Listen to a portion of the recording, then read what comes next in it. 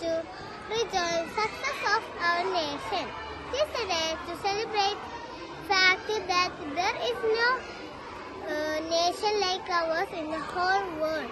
There is unity in diversity, which makes our country a unique place to live. We have made a lot of progress in various fields, so this is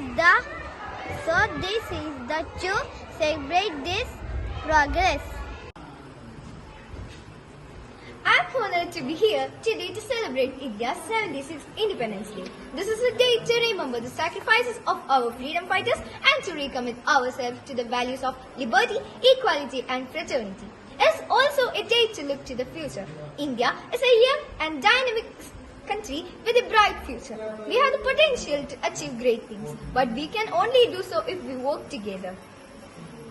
One of the numerous concepts that the Indian Constitution has imbibed is secularism. The preamble also contains the phrase secularism. India does not support state-sponsored religion and does not have a national religion of any kind. India is a country where people of many religious backgrounds live. They are free to practice and spread their faith owing to the secularism principle. Every country needs communal harmony. A country can only develop if there is peace and harmony there. India has made laws for upholding intercommunal harmony despite the presence, and it is recognized for its secular values. Indian Independence Day serves as a reminder of the values of democracy, equality and unity, which forms as the bedrock of the nation. It symbolizes the triumph of truth and non-violence propagated by leaders like Mahatma Gandhi, who played a pivotal role in inspiring the masses to embrace against peaceful resistance against oppression.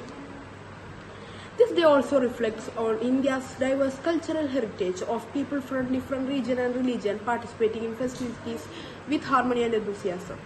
This day offers an opportunity to reflect on the progress made since the independence and the challenges that lie ahead.